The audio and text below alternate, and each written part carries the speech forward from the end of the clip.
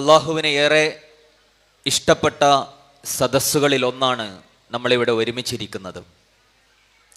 ഈ ഭൂമിയിൽ പുലർന്നു കാണാൻ ആഗ്രഹിക്കുന്ന, അല്ലെങ്കിൽ ഇസ്ലാം ആഗ്രഹിക്കുന്ന മൂല്യങ്ങളെക്കുറിച്ചാണ് നമ്മളിവിടെ കൂടിയിരുന്ന് സംസാരിക്കുന്നത്. അതോടൊപ്പം അല്ലാഹു സുബ്ഹാനഹു തആല ചേർത്ത് വെക്കാൻ പറഞ്ഞ ബന്ധങ്ങളെക്കുറിച്ചാണ് നമ്മളിവിടെ നിരന്തരമായി ഓർമ്മപ്പെടുത്തിക്കൊണ്ടിരിക്കുന്നത്. തീർച്ചയായും അള്ളാഹുവിന് ഇഷ്ടപ്പെട്ട ഒരുമിച്ചുകൂടലായി അള്ളാഹു ഇത് നമ്മളിൽ നിന്ന് സ്വീകരിക്കുമാറാകട്ടെ. ജീവിതത്തിൽ ഒരുപാട് അനുഗ്രഹങ്ങളിലൂടെ മുന്നോട്ട് പോകുന്ന നമ്മൾ പലപ്പോഴും നമുക്ക് ലഭിച്ചിട്ടുള്ള അനുഗ്രഹങ്ങളെക്കുറിച്ചുള്ള ഓർമ്മകൾ ഇല്ലാത്തവരായിട്ട് മാറാറുണ്ട്. ചിലതൊക്കെ നഷ്ടപ്പെടുമ്പോഴാണ് നമുക്ക് എത്രമാത്രം വലിയ അനുഗ്രഹമായിരുന്നു അത് എന്ന ഓർമ്മകൾ ഉണ്ടാവുക. ജീവിതത്തിൽ സ്നേഹിക്കാനും കൂടെ നിൽക്കാനും ആരുമില്ലാത്ത ഒറ്റപ്പെട്ടു പോയ കുറേ മനുഷ്യരുണ്ടാവും. ആ മനുഷ്യരുടെ ജീവിതം അങ്ങനെ വരണ്ടു പോയിട്ടുണ്ടാവും. അതേസമയം ജീവിതത്തിൽ നമ്മളെ സ്നേഹിക്കാൻ, നമ്മളെ ചേർത്ത് പിടിക്കാൻ, നമ്മളെ ആശ്വസിപ്പിക്കാൻ, നമുക്ക് കരുത്ത് നൽകാൻ, നമുക്ക് വേണ്ടി പ്രാർത്ഥിക്കാൻ, നമ്മളുടേത് സ്വന്തമെന്ന് പറയാവുന്ന, നമ്മളുടേത് പ്രിയപ്പെട്ടത് എന്ന് പറയാവുന്ന ചില ആളുകളൊക്കെ നമുക്കുണ്ടാവുക എന്ന് പറഞ്ഞത് ജീവിതത്തിലെ മഹാസൗഭാഗ്യമാണ്. അത്തരമൊരു സൗഭാഗ്യമാണ് യഥാർത്ഥത്തിൽ കുടുംബം എന്ന് പറയുന്നത്. അതുകൊണ്ടാണ് കുടുംബ ബന്ധത്തെക്കുറിച്ച് ധാരാളമായി വിശുദ്ധ ഖുർആൻ സംസാരിക്കുന്നത്. എത്രത്തോളം എന്ന് പറഞ്ഞാൽ, നമ്മൾ എന്തെങ്കിലും കൊടുക്കുമ്പോൾ അതാർക്ക് കൊടുക്കണം എന്ന് വിശുദ്ധ ഖുർആൻ അതിൻ്റെ ഒരു മുൻഗണന പറയുന്നുണ്ട്. കുൽമാ അൻഫഖ്തും മിൻ ഖൈരിൻ ഫലിൽ വാലിദൈനി വൽ അഖ്റബീൻ വൽ യതാമാ വൽ മസാകീൻ. നിങ്ങൾ എന്തെങ്കിലും കൊടുക്കുകയാണെങ്കിൽ നിങ്ങളുടെ മാതാപിതാക്കളെ പരിഗണിക്കണം ആദ്യം. അത് കഴിഞ്ഞാൽ നിങ്ങളുടെ ബന്ധുക്കളെ പരിഗണിക്കണം. യതീമുകൾ, മിസ്കീനുകൾ അതിന് ശേഷമാണ് പറയുന്നത്. അപ്പം ചിലരെങ്കിലും പറഞ്ഞേക്കാം, എന്തുകൊണ്ടാണ് ഇങ്ങനെ കുടുംബക്കാരെ കൂടുതൽ പരിഗണിക്കാൻ പറയുന്നത്? ശരിക്കും മറ്റുള്ള കുടുംബക്കാരല്ലാത്ത പാവപ്പെട്ടവരെയല്ലേ നമ്മൾ കൂടുതൽ പരിഗണിക്കേണ്ടത്? പക്ഷെ ഖുർആൻ ഇങ്ങനെ മുൻഗണന പറയുമ്പോൾ കുടുംബത്തെ ആദ്യം പറയുന്നത് എന്തുകൊണ്ടാകും? അതായത് ഇസ്ലാമിൻ്റെ അല്ലെങ്കിൽ മനുഷ്യ ജീവിതത്തിൽ ഏതൊരു മനുഷ്യനും ഏതെങ്കിലുമൊക്കെ ഒരു കുടുംബത്തിൻ്റെ ഭാഗമാവും. ആ മനുഷ്യന് സംഭവിക്കുന്ന ഒരു പ്രശ്നത്തിൽ അവൻ്റെ കുടുംബക്കാർ കൂടെയുണ്ട് എങ്കിൽ ആ മനുഷ്യൻ്റെ പ്രശ്നം പരിഹരിക്കാൻ ആ കുടുംബക്കാർ തന്നെ മതി എന്നുള്ളതാണ്. സമൂഹത്തിലെ ഒരുപാട് പ്രശ്നങ്ങൾ പരിഹരിക്കാൻ അത്തരം ബന്ധങ്ങൾ ചേർത്ത് വെക്കുന്നതിലൂടെ, അവരുടെ പരസ്പര പങ്കാളിത്തത്തിലൂടെ, സഹകരണത്തിലൂടെ നമ്മളുടെ സമൂഹത്തിലെ ഒരുപാട് പ്രശ്നങ്ങളെ അതുമുഖേന തന്നെ പരിഹരിക്കാൻ കഴിയും എന്ന ഒരു സിസ്റ്റം കൂടിയാകാം അങ്ങനെ ഒരു മുൻഗണനയിലൂടെ ഇസ്ലാം പഠിപ്പിച്ചിട്ടുള്ളത്. ജീവിതത്തിൽ സമാധാനവും സന്തോഷവും കിട്ടാൻ കുടുംബത്തിൽ നിന്ന് കഴിയും എന്ന് പറയുമ്പോൾ, സമാധാനവും സന്തോഷവും ഉണ്ടാകാൻ മാത്രമാണ് കുടുംബം എന്ന് നമ്മൾ വിചാരിക്കേണ്ടതില്ല. ഇസ്ലാം കുടുംബത്തെ കാണുന്നത് ഈ പറയുന്നത് പോലെ നമുക്ക് സന്തോഷവും സമാധാനം കിട്ടാനുള്ള ഒരു ഇടം എന്നതോടൊപ്പം ഈ ഭൂമിയിൽ നമുക്ക് നിർവഹിക്കാൻ മഹത്തായ ചില ദൗത്യങ്ങളുണ്ട്. ആ ദൗത്യങ്ങൾ നിർവഹിക്കാൻ ഓരോ മനുഷ്യനെയും തയ്യാറാക്കുന്ന, നമ്മളെ ഓരോരുത്തരെയും അതിന് പാകപ്പെടുത്തുന്ന ഒരു കലാലയം കൂടിയാണ് യഥാർത്ഥത്തിൽ ഓരോ കുടുംബവും എന്ന് പറയുന്നത്. നമ്മളിലുണ്ടാവേണ്ട മൂല്യങ്ങൾ, നമ്മളിലുണ്ടാവേണ്ട വ്യക്തിത്വങ്ങൾ, നമ്മളിലുണ്ടാവേണ്ട സ്വഭാവ ഗുണങ്ങൾ, നമ്മൾ അനിവാര്യമായും അറിഞ്ഞിരിക്കേണ്ട നമ്മളുടെ ബോധ്യങ്ങൾ, ഇതൊക്കെ രൂപപ്പെടുന്ന പ്രധാനപ്പെട്ട ഒരു ഇടമാണ് ഓരോ വീടും കുടുംബവും എന്ന് പറയുന്നത്. അതുകൊണ്ടാണല്ലോ ഇബ്രാഹിം നബി അലൈഹിസ്സലാമയിൽ നമുക്ക് മാതൃകയുണ്ട് എന്നല്ല പറയുമ്പോൾ അത് ഇബ്രാഹിം നബി എന്നൊരു വ്യക്തിയിൽ മാത്രമല്ല. ഇബ്രാഹിം നബി അലൈഹിസ്സലാം എന്ന് കേൾക്കുമ്പോൾ നമ്മളുടെയൊക്കെ മനസ്സിലേക്ക് വരുന്ന ഒരു ചിത്രമുണ്ട്. അതൊരു കുടുംബത്തിൻ്റെ കൂടെ ചിത്രമാണ്. അവിടെ ഹാജറുണ്ട്, ഇസ്മായിൽ നബി അലൈഹിസ്സലാം ഉണ്ട്, ഇസാഖ് നബി അലൈഹിസ്സലാം ഉണ്ട്. ഇവരെല്ലാം ചേർന്ന് നിൽക്കുന്ന ഒരു കുടുംബമുണ്ട്. ആ കുടുംബം പരസ്പരം സ്നേഹിച്ച്, പരസ്പരം വാത്സല്യം പ്രകടിപ്പിച്ച് അവരൊന്നു ചേർന്ന് മുന്നോട്ട് പോകുമ്പോൾ അവർക്ക് ഓരോരുത്തർക്കും ലഭിക്കേണ്ട സമാധാനത്തെയും സന്തോഷത്തെയും കുറിച്ച് മാത്രമല്ല അവരാലോചിക്കുന്നത്, മറിച്ച് അള്ളാഹു ഈ ഭൂമിയിൽ നമ്മളെ ഏൽപ്പിച്ചിട്ടുള്ള മഹത്തായ ഒരു ദൗത്യം നിർവഹിക്കാൻ കൂടിയാണ് അവരാ ബന്ധത്തെ ഉപയോഗപ്പെടുത്തുന്നത്. അതുകൊണ്ടാണല്ലോ കൈക്കുഞ്ഞുമായി ഹാജറ ബീവിക്ക് ആരോരുമില്ലാത്ത ആ മക്കയിൽ പോയി താമസിക്കാനുള്ള തീരുമാനത്തെ അവർ ഏറ്റെടുക്കുകയാണ്. ഏതൊരു സ്ത്രീയും ഒരു ചെറിയ കുഞ്ഞിനോടൊപ്പം വളരുമ്പോൾ അത് കൂടെ കുറെ ആളുകൾ വേണം, അല്ലെങ്കിൽ പ്രിയപ്പെട്ടവനെങ്കിലും കൂടെ ഉണ്ടാവണം എന്ന് ആഗ്രഹിക്കാത്ത ഒരു സ്ത്രീയും ഉണ്ടാവുകയില്ല. ഹാജറ ബീവിക്കും ആ ആഗ്രഹം ഉണ്ടായിരിക്കും തീർച്ചയായിട്ടും. ആ കൈക്കുഞ്ഞുമായി ആരോരുമില്ലാത്ത ഒരു ഇടത്ത് പോയി താമസിക്കാൻ വ്യക്തിപരമായിട്ട് അവർക്ക് താല്പര്യമൊന്നും ഉണ്ടാവില്ല. പക്ഷേ അത് പടച്ച റബ്ബിന്റെ ഒരു തീരുമാനമാണ്. ആ പടച്ച റബ്ബിന്റെ തീരുമാനം എന്താ? ആ മക്ക കേന്ദ്രമാക്കിയിട്ട് ഒരു സംസ്കാരവും നാഗരികതയും രൂപപ്പെടാനുണ്ട്. അന്ന് ആരോരുമില്ലാത്ത ആ പ്രദേശം ലോകത്തിന്റെ കേന്ദ്രമായിട്ട് മാറേണ്ടതുണ്ട്. അങ്ങനെ മഹത്തായ ഒരു നാഗരികതയും സംസ്കാരവും രൂപം കൊള്ളാനുള്ള ആ മക്കയിലെ ആ ഒരു കേന്ദ്രസ്ഥാനത്ത് ആദ്യമായിട്ടുള്ള ആ സംസ്കാരത്തിന്റെ അടിത്തറയൊരുക്കാൻ നിയോഗിക്കപ്പെട്ടവൾ എന്ന നിലക്കുള്ള ഒരു ബോധ്യം കൂടിയാണ്. അങ്ങനെ ദൈവത്തിന്റെ ഒരു നിയോഗമായി മനസ്സിലാക്കിയിട്ട് അവരതിനെ ഏറ്റെടുക്കുകയാണ്. അതിന് കൂട്ടാകുന്നതാരാണ്? പ്രിയതമനാണ്. അതിന് കൂട്ടായിട്ട് കൂടെ നിൽക്കുന്നത് മകനാണ്. അപ്പോ ഈ പറയുന്ന നമ്മളുടെ ഈ കുടുംബ ബന്ധം, ഉപ്പയും ഉമ്മയും മക്കളും ഇണതുണകളും ഒക്കെ ആയിട്ടുള്ള ഈ ബന്ധങ്ങളുണ്ടല്ലോ, ആ ബന്ധം നമുക്ക് സന്തോഷവും സമാധാനവും ഉണ്ടാക്കുന്നതോടൊപ്പം അള്ളാഹു സുബ്ഹാനഹു തആല നമ്മളെ ഏൽപ്പിച്ചിട്ടുള്ള ഉത്തരവാദിത്തങ്ങൾ നിർവഹിക്കാൻ കൂടി നമ്മളെ സഹായിക്കുന്ന ഇടങ്ങളായി മാറുക എന്നതാണ് ഈ ദുനിയാവിൽ അതിനെ കിട്ടേണ്ട, കുടുംബത്തെ കൊണ്ട് കിട്ടേണ്ട ഏറ്റവും പ്രധാനപ്പെട്ട രണ്ട് കാര്യങ്ങൾ. എന്നാൽ ദുനിയാവിൽ മാത്രമല്ല, ഓരോ കുടുംബം എന്ന് പറയുന്നത് നമ്മളുടെ ജീവിതത്തിൽ പരലോകത്തേക്കുള്ള വലിയ കരുതി വെക്കൽ കൂടിയാണ്. കാരണം ആലോചിച്ച് നോക്കുക, നമ്മൾ ഒരു കുടുംബത്തിനകത്ത് നമ്മളുടെ പരസ്പര ഒരുപാട് ബന്ധങ്ങളുടെ ഇടമാണല്ലോ കുടുംബം എന്ന് പറയുന്നത്. ഉപ്പയും മക്കളും തമ്മിൽ, അതുപോലെ തന്നെ ഇണതുണകൾ തമ്മിൽ, സഹോദരങ്ങൾ തമ്മിൽ, ഇങ്ങനെ തുടങ്ങിയുള്ള ഒരുപാട് ബന്ധങ്ങളാണ് ഒരു കുടുംബത്തിനകത്തുണ്ടാവുക. ഈ ബന്ധങ്ങൾ പുലർത്തുക എന്ന് പറയുന്നത് അള്ളാഹുവിനെ സംബന്ധിച്ചിടത്തോളം ഏറ്റവും പ്രിയപ്പെട്ട അമലാണ്. ഏറ്റവും ഇഷ്ടപ്പെട്ട അമലുകളിൽപ്പെട്ട ഒന്നാണ് പരസ്പര ബന്ധങ്ങൾ പുലർത്തുക. അതൊക്കെ നന്മയാണ്. ഒരിക്കൽ സഹാബിമാരോട് റസൂലുള്ളാഹി സ്വല്ലല്ലാഹു അലൈഹി വസല്ലം പറയുന്നുണ്ടല്ലോ, അലാ ഉഖ്ബിറുക്കും ബി അഫ്ളല മിൻ ദറജത്തി സ്വലാത്തി വസ്സിയാമി വസ്സദഖ, സുന്നത്തായ നമസ്കാരത്തെക്കാളും സുന്നത്ത് നോമ്പിനേക്കാളും ഒക്കെ അള്ളാഹുവിന് ഇഷ്ടപ്പെട്ട ഒരു കാര്യം ഞാൻ നിങ്ങൾക്ക് പറഞ്ഞു തരട്ടെയോ? ബലാ യാ റസൂലല്ലാഹ്, അള്ളാന്റെ ദൂതരെ അങ്ങ് പറഞ്ഞു തന്നാലും. ഇസ്ലാഹു ദാത്തിൽ ബൈൻ ഫഇന്ന ഫസാദ ദാത്തിൽ ബൈനി ഹിയൽ ഹാലിക. റസൂലുള്ളാഹി സ്വല്ലല്ലാഹു അലൈഹി വസല്ലം പറയാണ്, നിങ്ങൾക്കിടയിലുള്ള ബന്ധങ്ങളെ നിങ്ങൾ ഉത്തമമാക്കുക. ബന്ധങ്ങളെ നന്നാക്കാൻ വേണ്ടി നിങ്ങൾ ചെയ്യുന്ന ഏതൊരു കാര്യവും ഏതൊരു പരിശ്രമവും സുന്നത്ത് നമസ്കരിക്കുന്നതിനേക്കാളും സുന്നത്ത് നോമ്പെടുക്കുന്നതിനേക്കാളും അള്ളാഹുവിങ്കൽ പ്രിയപ്പെട്ടതാണ്, നന്മയുള്ളതാണ് എന്ന് പഠിപ്പിക്കുമ്പോൾ അതിൻ്റെ അർത്ഥം എന്താ? നമ്മളുടെ കുടുംബത്തോടൊപ്പം നമ്മൾ ചെലവഴിക്കുന്ന സമയം നമുക്ക് സുഹൃതമായി മാറുന്ന കാര്യമാണ്. നമ്മളുടെ ഉമ്മയോടൊപ്പം നമ്മൾ ഇരിക്കുന്ന സമയം നന്മയുടെ പുസ്തകത്തിൽ രേഖപ്പെടുത്തും.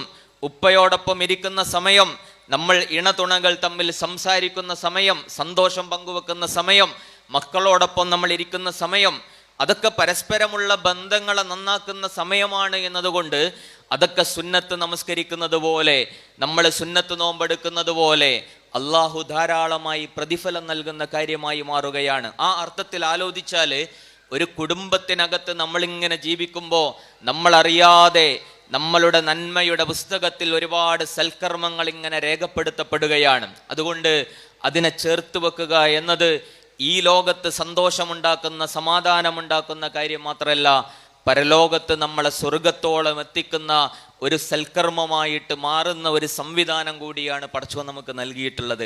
അതിനെ നഷ്ടപ്പെടുത്താതിരിക്കുക എന്നത് ഏറ്റവും പ്രധാനപ്പെട്ട കാര്യമാണ്. ഇവിടെ സൂചിപ്പിച്ചു ഈ ക്യാമ്പയിൻ നടത്താനുള്ള ഒരു പശ്ചാത്തലത്തെക്കുറിച്ച്. ഈ ക്യാമ്പയിനിന് രണ്ട് മുഖങ്ങളുണ്ട്. ഒന്ന്, സമൂഹത്തിനകത്ത് സൃഷ്ടിക്കുന്ന അരാജകത്വപരമായ ഒരുപാട് വാദങ്ങൾ, മനുഷ്യബന്ധങ്ങളെ ശിഥിലമാക്കുന്ന, കുടുംബങ്ങളെ തകർത്ത് കളയുന്ന, മനുഷ്യനെ തന്നെ അപ്രസക്തമാക്കുന്ന തരത്തിലുള്ള അത്തരം ലിബറൽ വാദങ്ങളോട് ഇസ്ലാമിന് പറയാനുള്ള കാര്യങ്ങൾ നമ്മൾ പറയുക.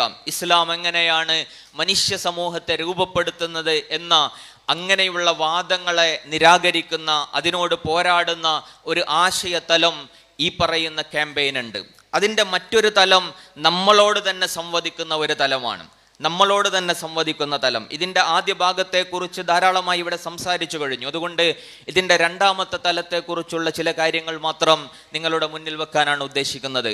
അതിലൊന്നാമത്തെ കാര്യം നമ്മളിപ്പോൾ പറഞ്ഞു, ലിബറൽ വാദങ്ങൾ നമ്മളുടെ ആളുകളെ ബാധിക്കുന്നു, നമ്മളുടെ കുടുംബങ്ങളെ, നമ്മളുടെ കുട്ടികളെ ഒക്കെ ബാധിച്ചുകൊണ്ടിരിക്കുന്നു. വിവാഹത്തിന് ആളുകൾ താല്പര്യം പ്രകടിപ്പിക്കുന്നില്ല, അല്ലെങ്കിൽ വിവാഹത്തിലൂടെ മുന്നോട്ട് പോകുന്നവർ പെട്ടെന്ന് വിവാഹമോചിതരാകുന്ന അവസ്ഥകൾ ഉണ്ടാകുന്നു. ഇതൊക്കെ ശരിയുമാണ്, അല്ലെങ്കിൽ അതൊക്കെ നമ്മൾ കണ്ടുകൊണ്ടിരിക്കുന്നുണ്ട്. പക്ഷെ എന്തുകൊണ്ടായിരിക്കാം ഇത്തരം വാദങ്ങൾ അല്ലെങ്കിൽ ഇത്തരം ആശയങ്ങൾ നമ്മളെ ബാധിക്കുന്നത്? അതിന് പ്രധാനമായും 2 കാരണങ്ങളാണ് ഉണ്ടാവുക. ആ 2 കാരണങ്ങളെ ചികിത്സിക്കുക എന്നതാണ് ഇതിൻ്റെ പ്രതിരോധത്തിൻ്റെ പ്രധാനപ്പെട്ട വഴി എന്നുള്ളത്. അതിൻ്റെ ഒന്നാമത്തെ കാര്യമെന്ന് പറയുന്നത്, ഇസ്ലാം മുന്നോട്ട് വെക്കുന്ന ആശയങ്ങളെക്കുറിച്ച് നമുക്ക് ബോധ്യമുണ്ടാവുക എന്നുള്ളതാണ്. പടച്ചോനെക്കുറിച്ചും ദീനിനെക്കുറിച്ചും കൃത്യമായി മനസ്സിലാക്കുന്ന, അല്ലെങ്കിൽ അത് ബോധ്യമാകേണ്ട ഒരു ഘട്ടം കൂടിയാണ് നമ്മൾ കടന്നു പോകുന്നത്. കാരണം എന്താണെന്ന് വെച്ചാൽ, ഇവിടെ ഉണ്ടാക്കിക്കൊണ്ടിരിക്കുന്ന ഒരു പ്രശ്നം എന്ന് പറയുന്നത്, ഇസ്ലാമിനെ കുറിച്ച് ഭയങ്കര തെറ്റിദ്ധാരണകളും മോശമായ ധാരണകളും നമ്മളുടെ കുട്ടികളുടെ ഇടയിൽ, നമ്മളുടെ സമൂഹത്തിനിടയിൽ ഉണ്ടാക്കാനുള്ള ബോധപൂർവമായ ശ്രമങ്ങൾ നടക്കുന്നുണ്ട്. അത് നടക്കും, കാരണം അവരുടെ പണി അതാണ്. കാരണം ഈ ലിബറൽ വാദങ്ങളൊക്കെ കാര്യമായിട്ട് അവർ എതിർത്തുകൊണ്ടിരിക്കുന്നത് ഇസ്ലാമിനെയാണ്. കാരണം ഇസ്ലാമിനാണ് ആശയപരമായി ഇതിനെ എതിർക്കാനുള്ള ശക്തിയുള്ളത്. അതുകൊണ്ട് ഇസ്ലാമിനെ മുൻനിർത്തിയിട്ടാണ് ഇവരെല്ലാ തരത്തിലുള്ള ഇത്തരം പ്രചരണങ്ങൾ നടത്തിക്കൊണ്ടിരിക്കുക. അവരുടെ പ്രചരണങ്ങൾ ഏറ്റവും പ്രധാനപ്പെട്ടത് എന്താ? മനുഷ്യൻ ഒരുപാട് മുന്നോട്ട് പോയിട്ടുണ്ട്, മനുഷ്യൻ ഒരുപാട് പുരോഗമിച്ചിട്ടുണ്ട്, നമ്മൾ 21-ാം നൂറ്റാണ്ടിലാണ് ജീവിക്കുന്നത്. ഈ 21-ാം നൂറ്റാണ്ടിൽ ജീവിക്കുന്ന നിങ്ങളെന്തിനാണ് ഈ 6-ാം നൂറ്റാണ്ടിലുള്ള അധ്യാപനങ്ങളെ, ആശയങ്ങളനുസരിച്ച് ജീവിക്കുന്നത്? അതുകൊണ്ട് മനുഷ്യൻ പുരോഗമിക്കും തോറും മനുഷ്യനിൽ നന്മകൾ ഉണ്ടാകും, മനുഷ്യൻ പുരോഗമിക്കും തോറും മനുഷ്യനിൽ നീതിയും സമത്വവും ഒക്കെ ഉണ്ടായിത്തീരുകയാണ് ചെയ്യുക. അതുകൊണ്ട് എത്ര പഴയതിലേക്ക് പോകുന്നുവോ അത്രയും അവിടെ അനീതി ഉണ്ടാകും, വിവേചനമുണ്ടാകും, മനുഷ്യനെ ചൂഷണം ചെയ്യലുണ്ടാകും. അതുകൊണ്ട് ഇസ്ലാം എന്ന് പറയുന്നത് വളരെ പഴഞ്ചനായ ഒരു ആശയമാണ്. അതിനെ നിങ്ങൾ ഈ 21-ാം നൂറ്റാണ്ടിലേക്ക് കൊണ്ടുവരരുത്. സോഷ്യൽ മീഡിയയിലെ ഭാഷയിൽ പറഞ്ഞാൽ 6-ാം നൂറ്റാണ്ടിൽ നിന്ന് ബസ് കിട്ടാത്തവരാണ് നിങ്ങൾ എന്ന് നമ്മളുടെ തലമുറയോട് ഇവർ നിരന്തരമായി പറഞ്ഞുകൊണ്ടിരിക്കുമ്പോൾ ഇവർക്കും തോന്നും അത് ശരിയാണല്ലോ. ഖുർആൻ എന്ന് പറഞ്ഞാൽ എത്രയോ മുമ്പ് അവതരിച്ചതല്ലേ, അള്ളാഹിൻ്റെ റസൂലൊക്കെ ജീവിച്ച കാലം ഒരുപാട് മുമ്പല്ലേ. അപ്പോൾ ഇതിന് നമുക്ക് കൃത്യമായൊരു ധാരണ ഉണ്ടാവണം. വൈക്കം മുഹമ്മദ് ബഷീർ അറിയപ്പെടുന്ന വലിയ സാഹിത്യകാരനാണല്ലോ. അദ്ദേഹത്തിൻ്റെ അടുത്ത് ഇങ്ങനെ അന്നത്തെ കാലത്ത് കുറേ സാഹിത്യകാരന്മാർ വരും. അദ്ദേഹത്തിൻ്റെ ഓർമ്മക്കുറിപ്പുകളിൽ അദ്ദേഹം പറയുന്നൊരു സംഭവമാണ്. അപ്പോൾ സാഹിത്യകാരന്മാരൊക്കെ വന്നിങ്ങനെ സംസാരിക്കും. അപ്പോൾ ഒരു ദിവസം അവരിങ്ങനെ സംസാരിക്കുമ്പോൾ അവർ വൈക്കം മുഹമ്മദ് ബഷീറിനോട് ചോദിച്ചു, താങ്കൾ മതവിശ്വാസിയാണോ? അപ്പോൾ അദ്ദേഹം പറഞ്ഞു, അതെ ഞാൻ മതവിശ്വാസിയാണ്, ദൈവവിശ്വാസിയാണ്. താങ്കൾ ഇസ്ലാം മതത്തിൽ വിശ്വസിക്കുന്നുണ്ടോ? അതെ ഞാൻ ഇസ്ലാം മതത്തിൽ വിശ്വസിക്കുന്ന ഒരാളാണ്. അപ്പോൾ അവർ ചോദിച്ചു, താങ്കളെപ്പോലെ പുരോഗമനപരമായി ചിന്തിക്കുന്ന ഒരാൾ എങ്ങനെയാണ് ഈ പഴഞ്ചനായ ഒരു ഇസ്ലാമിൽ വിശ്വസിക്കുക എന്ന് ചോദിച്ചു. അതിന് ബഷീർ പറഞ്ഞൊരു മറുപടിയുണ്ട്. നിങ്ങൾ സൂര്യനെ കണ്ടിട്ടില്ലേ? ആ സൂര്യൻ ഓരോ ദിവസവും ഇങ്ങനെ ഉദിച്ചു വരുന്നതാണ്. പക്ഷെ ആ സൂര്യൻ എത്ര പഴയതാ. അതുകൊണ്ട് നിങ്ങൾക്ക് എപ്പോഴെങ്കിലും രാവിലെ എണീറ്റിട്ട് തോന്നിയിട്ടുണ്ടോ ഇതിപ്പോൾ എന്നും വരുന്നൊരു സൂര്യനല്ലേ, എത്രയോ മുമ്പ് വരാൻ തുടങ്ങിയ സൂര്യനാണ്, ഇതിനൊന്ന് വേറെ സൂര്യൻ വന്നൂടെ, അല്ലെങ്കിൽ ഇതിനൊന്ന് പൊയ്ക്കൂടെ എന്ന് നിങ്ങൾ വിചാരിക്കാറില്ലല്ലോ. ഇതുപോലെ തന്നെയാണ് ഇസ്ലാം. അതിൽ ഉത്തരമുണ്ട്. കാരണം ഈ സൂര്യൻ എന്ന് പറയുന്നത് ഒരു ദൈവത്തിൻ്റെ സൃഷ്ടി എന്നതുപോലെ, ദൈവികമാണ് എന്നതുപോലെ ഇസ്ലാം എന്ന് പറയുന്നത് ദൈവികമാണ്. അതൊരു മനുഷ്യൻ ഉണ്ടാക്കിയതല്ല. ഇത് അടിസ്ഥാനപരമായി നമ്മൾ മനസ്സിലാക്കേണ്ട ഏറ്റവും പ്രധാനപ്പെട്ട ഒരു ആശയമാണ്. അതായത് ഒരു മനുഷ്യൻ രൂപപ്പെടുത്തിയ ഒരു സങ്കല്പവും ആശയവുമായിരുന്നെങ്കിൽ അത് കാലം മാറുമ്പോൾ മുന്നോട്ട് പോകുമ്പോൾ അതിലൊരുപാട് ന്യൂനതകളും അപാകതകളും പുറത്തു വരും. പക്ഷെ ഇസ്ലാം എന്ന് പറയുന്നത് അങ്ങനല്ലല്ലോ. ഇസ്ലാം എന്താ? ഈ പ്രപഞ്ചത്തെ പടച്ച, മനുഷ്യനെ പടച്ച, സകല ചരാചരങ്ങളെയും സൃഷ്ടിച്ച, മനുഷ്യനെത്ര മുന്നോട്ട് പോകും, കാലമെത്ര വികസിക്കും, മനുഷ്യനെത്ര പുരോഗമിക്കും എന്നൊക്കെ ഏറ്റവും നന്നായി അറിയാവുന്ന പടച്ച റബ്ബിൻ്റെ ആശയമാണ് ഇസ്ലാം. അതുകൊണ്ട് അള്ളാഹു സുബ്ഹാനഹു തആല എല്ലാ കാലഘട്ടത്തിലുമുള്ള മനുഷ്യർക്ക് അനുയോജ്യമായ, അവർക്ക് നന്മയായ, അവർക്ക് ഗുണമുള്ള ആശയങ്ങളാണ് നൽകുക എന്ന ബോധ്യം നമ്മളുടെ മനസ്സിൽ അടിയുറക്കണം. അങ്ങനെ അടിയുറച്ചിട്ടാണ് ഇത്തരം ആശയങ്ങൾക്ക് മുന്നിൽ നമ്മൾ സംസാരിക്കാൻ നിൽക്കേണ്ടത്. അതുകൊണ്ട് നമുക്ക് മനസ്സിലാവാത്ത, നമുക്ക് വ്യക്തത വരേണ്ട കുറേ കാര്യങ്ങൾ ഇസ്ലാമിൽ ഉണ്ടാവും. എല്ലാവർക്കും ഇസ്ലാമിൻ്റെ എല്ലാ കാര്യങ്ങളെക്കുറിച്ചും വലിയ പാണ്ഡിത്യം ഉണ്ടാവും എന്ന് വിചാരിക്കാൻ കഴിയില്ല. പക്ഷേ ആ പാണ്ഡിത്യം ഇല്ലെങ്കിലും നമ്മളുടെ മക്കൾക്ക് അല്ലെങ്കിൽ നമുക്കുണ്ടാവേണ്ട ഒരു ബോധ്യം എന്ന് പറയുന്നത് ഇസ്ലാമിൽ അള്ളാഹ് പറഞ്ഞ കാര്യങ്ങൾ, അള്ളാഹിൻ്റെ റസൂല് പറഞ്ഞതൊക്കെ ശരിയാണ്, അതൊക്കെ എനിക്ക് നന്മയാണ്, അതൊക്കെ എല്ലാ കാലഘട്ടത്തിലും പ്രസക്തമാണ്, എല്ലാ കാലത്തെയും മനുഷ്യന് ഏറ്റവും നന്മ അതിലാണ് എന്ന ഒരു അടിയുറച്ച ധാരണ നമുക്കുണ്ടാവുക, ഒരു ബോധ്യമുണ്ടാവുക. എന്നിട്ട് നമുക്ക് ബാക്കി കാര്യങ്ങളൊക്കെ അന്വേഷിക്കാം, അതിൻ്റെ വിശദീകരണങ്ങളൊക്കെ അന്വേഷിക്കാം. അതൊന്നാമതായി നമ്മളുടെ മനസ്സിലുണ്ടാവേണ്ട കാര്യമാണ്. രണ്ടാമതായി പടച്ചോനെ കുറിച്ചുണ്ടാവേണ്ട ചില ബോധ്യങ്ങളുണ്ട്. നമ്മളൊക്കെ വിശ്വാസികളാണ്. എന്താ വിശ്വാസം എന്ന് പറഞ്ഞാൽ? വിശ്വാസം എന്ന് പറഞ്ഞാൽ പടച്ചോനുണ്ട് എന്ന് പറയുന്ന ഒരു കാര്യം മാത്രമല്ലല്ലോ. അള്ള ഉണ്ട്, അള്ളയാണ് ഇതിനൊക്കെ സൃഷ്ടിച്ചിട്ടുള്ളത്, നമ്മളെയും സൃഷ്ടിച്ചത് പടച്ചോനാണ് എന്നത് മാത്രമല്ല ഇസ്ലാമിൽ ഈമാൻ എന്ന് പറഞ്ഞാൽ. മറിച്ച് വിശുദ്ധ ഖുർആൻ ഇങ്ങനെ വിശദീകരിക്കുന്നുണ്ട്, ഫഅലം അന്നഹു ലാ ഇലാഹ ഇല്ലല്ലാഹ്, അല്ലല്ലാതെ മറ്റൊരു ഇലാഹുമില്ല എന്നതിനെ കുറിച്ച് നിങ്ങൾക്ക് ഇൽമു വേണം എന്ന് പറയുന്നുണ്ട്. ഇൽമു എന്ന് പറഞ്ഞാൽ എന്താ? ഇൽമു എന്ന് പറഞ്ഞാൽ ഇദ്റാഖു ശൈഇ ബിൽ ഹഖീഖ എന്ന് അറബിയിൽ പറയും. ഒരു കാര്യത്തെക്കുറിച്ച് അതിൻ്റെ യാഥാർത്ഥ്യത്തോടു കൂടി ഉൾക്കൊള്ളുക എന്ന് പറയുന്നതിനാണ് ഇൽമു എന്ന് പറയുക, അറിവ് എന്ന് പറയാം. അപ്പൊ അള്ള ഉണ്ട് നമ്മൾ വിശ്വസിച്ചാൽ അതിൻ്റെ അർത്ഥം പടച്ചോൻ ഉണ്ട് എന്ന് മാത്രം വിശ്വസിക്കലല്ല, ആ ഉള്ള പടച്ചോൻ ആരാണ്, പടച്ചോന്റെ കഴിവുകൾ എന്താണ്, പടച്ചോന്റെ ഗുണങ്ങൾ എന്താണ് എന്ന് അറിഞ്ഞുകൊണ്ടേയിരിക്കണം. അത് പൂർണ്ണമായിട്ടും നമുക്ക് അറിയാനൊന്നും കഴിയില്ല, അറിഞ്ഞുകൊണ്ടേയിരിക്കുക. അറിയും തോറും എന്താ സംഭവിക്കുക? അറിയും തോറും അള്ളാഹുവിലുള്ള വിശ്വാസം നമുക്ക് കൂടും. അപ്പോൾ ഈ വിശ്വാസത്തിൽ ഉണ്ടാവേണ്ട പ്രധാനപ്പെട്ട ഒരു കാര്യമാണ് അള്ളാഹു ഹക്കീമാണ് എന്ന് മനസ്സിലാക്കല്. ഹക്കീം എന്ന് പറഞ്ഞാൽ എന്താ? അള്ള ചെയ്യുന്നതിലൊക്കെ കൃത്യമായ യുക്തിയുണ്ട്. കാരണം ഇസ്ലാമിനെ വിമർശിക്കുന്ന ആളുകൾ പ്രധാനമായിട്ടും പറയുന്ന ഒരു കാര്യം എന്താ? ഇത് യുക്തിക്ക് നിരക്കുന്ന കാര്യമല്ല, ഇതിൽ ലോജിക്കില്ല എന്ന് പറയും. പല കാര്യങ്ങളും അവർ ഉദാഹരണമായിട്ട് പറയും, ഇസ്ലാമിൽ ഇതിലെന്ത് യുക്തിയുള്ളത്, ഇതിലെന്താ ഉള്ളത് എന്നൊക്കെ നിരന്തരമായി ചോദിച്ചുകൊണ്ടിരിക്കും. അപ്പൊ നമ്മളുടെ മനസ്സിലുണ്ടാവേണ്ട ഒരു പ്രധാനപ്പെട്ട കാര്യം എന്ന് പറയുന്നത് പടച്ചോൻ നമ്മളോട് കൽപ്പിച്ചതിലൊക്കെ യുക്തി ഉണ്ട്. അത് എനിക്ക് മനസ്സിലായിട്ടില്ലെങ്കിലും അതിൽ യുക്തി ഉണ്ട് എന്നുള്ളൊരു ബോധ്യം നമ്മളിൽ ഉണ്ടാവുക. ചില കാര്യങ്ങൾ, ഇപ്പോൾ ഉദാഹരണം പറഞ്ഞാൽ, ഇപ്പോൾ ഇവർ കാര്യമായിട്ട് ഇസ്ലാമിനെ എതിർക്കാൻ വേണ്ടിയിട്ട് പറയുന്ന കാര്യം എന്താ? ഇസ്ലാമിൽ സ്ത്രീകൾ എന്ന് പറയുന്നത് അടിച്ചമർത്തപ്പെടുന്നവരാണ്, സ്വാതന്ത്ര്യമില്ലാത്തവരാണ്, രണ്ടാം തരക്കാരാണ്. എന്നിട്ട് അവർ കുറേ ഉദാഹരണം പറയും. ഇസ്ലാമിൽ അനന്തരാവകാശം വീതിക്കുമ്പോൾ സ്ത്രീക്കും പുരുഷനും ഇടയിൽ വിവേചനമുണ്ട്, അതുപോലെ തന്നെ കുടുംബജീവിതത്തിൽ സ്ത്രീക്ക് സ്ഥാനമില്ല, അല്ലെങ്കിൽ ഇങ്ങനെ കുറേ കാര്യങ്ങൾ പറയും. അപ്പോൾ ചില കാര്യങ്ങളിലൊക്കെ എന്തുണ്ടാവും, നമുക്ക് അതിൽ ചില വിശദീകരണങ്ങളൊക്കെ നമ്മൾ മനസ്സിലാക്കിയിട്ട് നമുക്ക് നമ്മളുടെ യുക്തിയെ ബോധ്യപ്പെടുത്താൻ പറ്റുന്ന ചില കാര്യങ്ങളൊക്കെ ഉണ്ടാവും. ഇപ്പോൾ സ്വത്തവകാശത്തെക്കുറിച്ച് നമുക്ക് തന്നെ അറിയാം, അത് പുരുഷനാണ് എല്ലാ സാമ്പത്തിക ബാധ്യതയുള്ളത്, കുടുംബത്തിലും എല്ലാ ചെലവും വഹിക്കേണ്ടത് പുരുഷനാണ്. സ്ത്രീ എത്ര പൈസ ഉണ്ടെങ്കിലും ചെലവഴിക്കേണ്ട ബാധ്യത അവൾക്കില്ല. അതുകൊണ്ട് അനന്തരാവകാശത്തിലുള്ള ഈ ഏറ്റവ്യത്യാസം നമുക്ക് യുക്തിപരമായിട്ടൊക്കെ മനസ്സിലാക്കാൻ കഴിയും. പക്ഷെ എല്ലാ കാര്യങ്ങളും അങ്ങനെ മനസ്സിലാക്കാൻ കഴിയണമെന്നില്ല. ഉദാഹരണം പറഞ്ഞാൽ, ഇപ്പോൾ ഇദ്ദ, പുരുഷൻ മരണപ്പെട്ടാൽ സ്ത്രീ ഇദ്ദയിരിക്കണം, തൊലാക്ക് ചൊല്ലപ്പെട്ടാൽ സ്ത്രീ ഇദ്ദയിരിക്കണം. പുരുഷനോട് അങ്ങനെ പറഞ്ഞിട്ടില്ല. അപ്പോൾ ഇതൊരു ഇസ്ലാമിലെ സ്ത്രീ വിവേചനമല്ലേ? അപ്പോൾ മുമ്പ് കാലത്തൊക്കെ ഇതിനെ വിശദീകരിച്ചിരുന്നത് എന്താ? സ്ത്രീകൾക്ക് ഗർഭമുണ്ടോ എന്നറിയാൻ വേണ്ടിയിട്ടുള്ള ഒരു കാലയളവാണ്. അപ്പോൾ ഒരാൾ ചോദിക്കണം, ഇന്നിപ്പോൾ അതിൻ്റെ ആവശ്യമൊന്നുമില്ലല്ലോ, ഇന്നൊരു ടെസ്റ്റ് ചെയ്താൽ അറിയാവുന്ന ഒരു കാര്യമാണ്, പിന്നെന്തിനാണ് ഇത്ര മാസമൊക്കെ എങ്ങനെ ഇദ്ദയിരിക്കുന്നത്? അപ്പോൾ അത് ആലോചിച്ചാൽ ചിലപ്പോൾ നമുക്കതിൻ്റെ ഒരു യുക്തി കിട്ടലുണ്ടാവില്ല. പക്ഷെ നമ്മൾ മനസ്സിലാക്കേണ്ട ഒരു കാര്യം, ഇത് കൽപ്പിച്ചതാരാ? അള്ളാഹു കൽപ്പിച്ചതാണ്. പടച്ചോൻ ഇതൊന്നും അറിയാത്ത ആളല്ലല്ലോ, പടച്ചോൻ ഇതൊക്കെ അറിയാം. മനുഷ്യൻ പുരോഗമിക്കുമെന്നും അതുപോലെ തന്നെ ഗർഭമുണ്ടോയെന്ന് കണ്ടെത്താനുള്ള നൂതന വഴികൾ ഉണ്ടാകുമെന്നൊക്കെ അറിയുന്ന ആളാണ് പടച്ചോനും. എന്നിട്ടും പടച്ചോൻ ഇത് ഒരു നിയമമായിട്ട് നൽകിയിട്ടുണ്ടെങ്കിൽ ഇതിലെന്തോ ഒരു നന്മയുണ്ട്, ഇതിലൊരു യുക്തിയുണ്ട്. അതെനിക്ക് മനസ്സിലായിട്ടില്ലെങ്കിലും അത് പടച്ചോന്റെ ഒരു കൽപ്പനയിൽ യുക്തി ഉണ്ടാകുമെന്ന ഉറച്ച ബോധ്യം നമുക്ക് ഉണ്ടാവലാണ്. അതാണ് അള്ളാഹുള്ള വിശ്വാസത്തിന്റെ മറ്റൊരു ഭാഗം. അതുപോലെ തന്നെ നമ്മൾ മനസ്സിലാക്കേണ്ട കാര്യമാണ്, അള്ളാഹു നീതിമാനാണ്.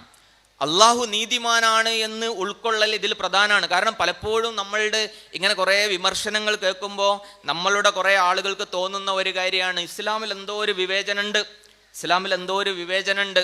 ഇപ്പോൾ ബഹുഭാര്യത്വവും അതുപോലുള്ള കുറേ കാര്യങ്ങളൊക്കെ ഇങ്ങനെ പറയുമ്പോൾ ഇസ്ലാമിൽ എന്തോ ഒരു വിവേചനമുണ്ട് എന്ന് ഇങ്ങനെ നിരന്തരമായിട്ട് പറഞ്ഞുകൊണ്ടിരിക്കുമ്പോൾ നമുക്ക് തോന്നും അതിലെന്തോ ഒരു പ്രശ്നമുണ്ട്. പക്ഷെ അവിടെ നമ്മൾ മനസ്സിലാക്കേണ്ടത് എന്താ? പടച്ചോനിപ്പോൾ ആണിനോടും പെണ്ണിനോടും പ്രത്യേകിച്ച് ഒരു വിവേചനം തോന്നേണ്ട കാര്യമില്ലല്ലോ. കാരണം എന്താ? ആണിനെയും പെണ്ണിനെയും സൃഷ്ടിച്ചത് പടച്ചോനാണ്, അള്ളാന്റെ സൃഷ്ടികളാണ്. അതുകൊണ്ട് അള്ളാഹ്ക്ക് ആണിനോട് പ്രത്യേക ഒരു സ്നേഹം, പെണ്ണിനോട് സ്നേഹമില്ലായ്മ ഒന്നുമില്ല.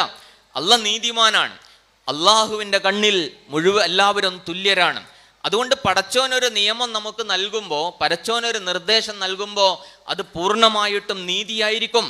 ആ നീതി എന്താണെന്ന് ചിലപ്പോൾ നമുക്ക് ഈ ലോകത്ത് വെച്ച് തിരിയുന്നുണ്ടാവില്ല. ചില കാര്യങ്ങളൊക്കെ അങ്ങനെ ഉണ്ടാവും. നമ്മളുടെ ചെറിയ ബുദ്ധിയിലും നമ്മളുടെ പരിമിതമായ യുക്തിയിലും ആലോചനയിലും കിട്ടാത്ത എന്തൊക്കെയോ ഈ പ്രപഞ്ചത്തിലുണ്ട്. നമ്മൾ കാണുന്ന ഈ കൊച്ചു ഭൂമിയിലെ ഈ ചെറിയ മനുഷ്യർ മാത്രമല്ലല്ലോ ഈ പ്രപഞ്ചം എന്ന് പറയുന്നത്. അതിവിശാലമായ പ്രവിശാലമായ അനേകം കോടിക്കണക്കിന് നക്ഷത്രങ്ങളുള്ള വിശാലമായ ഗാലക്സികളൊക്കെ ഉൾക്കൊള്ളുന്ന ഈ മഹത്തായ പ്രപഞ്ചത്തെ സൃഷ്ടിച്ച് പരിപാലിക്കുന്ന അള്ളാഹുവിൻ്റെ ആ ഒരു മഹത്തായ കഴിവിനെയും ആ തീരുമാനത്തെയും ഒക്കെ പൂർണ്ണമായും ഉൾക്കൊള്ളാൻ നമുക്ക് കഴിയണമെന്നില്ല. അതിൻ്റെ ഒരു പരിമിതി നമുക്കുണ്ടാവും. പക്ഷെ നമ്മൾ മനസ്സിലാക്കേണ്ടത് അള്ളാഹ് കൽപ്പിച്ചതാണെങ്കിൽ അതിൽ നീതി ഉണ്ടാവും എന്ന ഒരു ഉറച്ച വിശ്വാസം നമുക്കുണ്ടാവലാണ്.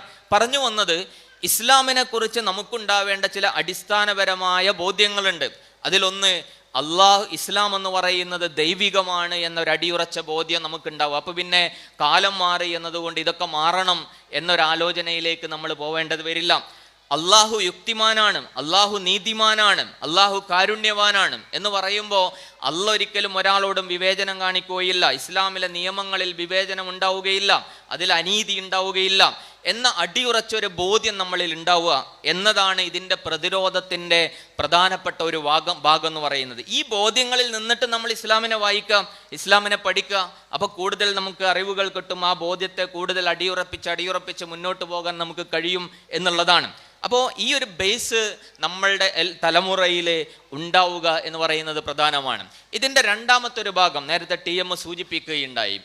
ഇതിൻ്റെ ഒരു പ്രായോഗികമായ തലത്തിൽ സംഭവിക്കുന്ന പ്രശ്നങ്ങളാണ് ലിബറൽ ചിന്തകളെ സ്വാധീനിക്കാനുള്ള മറ്റൊരു പ്രധാനപ്പെട്ട കാരണം എന്ന് പറയുന്നത്. കാരണം ആളുകളൊക്കെ ഇങ്ങനെ കുറേ പുസ്തകങ്ങൾ വായിച്ച് കുറേ പുതിയ ചിന്തകളൊക്കെ കേട്ടിട്ട് ഇങ്ങനെ തീരുമാനിക്കുന്നതൊന്നല്ല.